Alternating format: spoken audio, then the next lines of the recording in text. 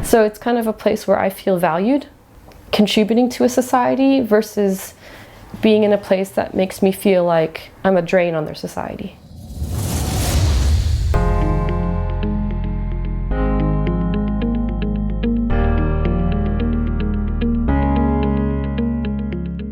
My name is Jinny Ly, and I'm Chinese-Vietnamese-American. Originally from Oakland, California, but I moved here to Dublin to do my Master's of Fine Arts at NCAD, and I graduated in 2023, and I'm now working as a professional artist, and I'm also a mom of a 2-year-old who was created here during COVID. So I finished my Bachelor's of Arts at San Jose State University in 2009, and there I got to study under a really amazing textile artist named Consuelo Jimenez Underwood, and she was kind of one of the 2 influences that really pushed me to get into fine arts as a space of curiosity, as a space of exploration. And the other influence that I had during my BA was an artist called Binh Dan, who was a Vietnamese refugee as well. And he started photographing pictures of the refugee camp in Malaysia. And he was also doing chlorophyll prints of Vietnam War scenes onto plant leaves.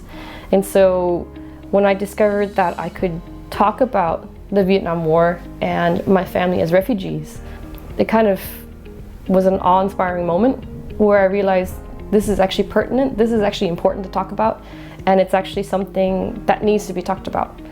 Mainly because most people who are war survivors don't tend to share it really publicly. And as a child of refugees, I didn't experience those atrocities myself or the hardships myself, but what I did experience was the PTSD from my family, the intergenerational trauma that was passed on, and the stories that were passed on as well. And so, knowing that there was a lot of other people in the same situation, I decided to use my experiences and my childhood experiences and my family stories as a way of helping people heal from the intergenerational trauma that's passed on. But I didn't take that quick path of going from my undergraduate into my master's. I actually went into a corporate route, and I worked in tech and video games for a while, and thought, you know, this is going to be what I want. I'm going to be secure, I'm going to be successful, I'm going to make money, and all the things that my parents instilled in me, because that's what they needed after they fled the war. They wanted security, but in reality that wasn't what I needed. What I needed was to be an artist, and it took me a long time to discover that. So after moving to France for 4 years, their relationship didn't go well, but you know, self-discovery happened, and I realized, okay, now is the time to be an artist. I need to focus on my story, I need to focus on my work, and I said now is the time to do my master's. Yeah, the journey brought me to Dublin to finish my MFA, even though I also had a kid in the middle. I was also an RDS Visual Arts Award Exhibitor, so that was kind of a huge thing for me as well, graduating in 2023. And that really gave me a boost in my self-esteem, in valuing my own work. And so here I am, still trying as a visual artist here in Dublin. I think that the art scene here still has a long way to go. While there's a lot of funding and while there is a lot of push towards diversifying the arts, they're very good at acknowledging the different kinds of arts and trying to help provide support for them. But I think when you go to places, people are still expecting the traditional painting, which is grand, there's nothing wrong with it. But I think it still has some ways to go. In terms of being an outsider, it does make it a bit more difficult to break into things and to be kind of acknowledged. People are kind of used to a certain circle or certain names that pop up. On the flip side, being a migrant also really helped me out with the fact that because there's not a ton of migrant artists, you get easily recognized. There's a lot of call for arts for migrant artists as well, and underrepresented artists. It's like you have better odds in Ireland to be recognized for the work that you're doing than in a country that has a huge population.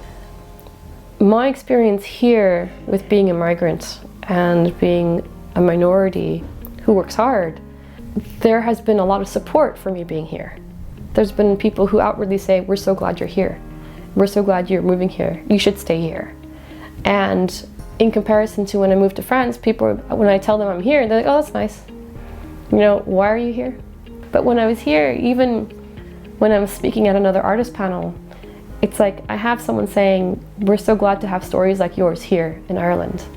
It's so important to have you here in Ireland. So it's kind of a place where I feel valued, contributing to a society versus being in a place that makes me feel like I'm a drain on their society. So that's the difference between the two countries for me so far. And I'm not saying that everyone's going to feel that way, but for me, that's what I've been receiving, is a lot of support for being here. So I speak a dialect of Chinese called Teochew, and Teochew can be found in like Thailand, Cambodia, all over this place. During famine, during war, a lot of the Teochew people went abroad to look for better opportunities. And so you can find Teochew speakers in all different countries. So when I first went to France, I didn't speak the language. But then after going to Chinatown, I discovered there's a lot of Teochew speakers there. So I could get by in France just speaking my native language. And it was really heartwarming and welcoming because I felt like I belonged somewhere. And in a foreign country where I didn't speak French and no one was really nice to me, here I was welcomed. And that's kind of opened my eyes. It helped me get a sense of community that I was looking for.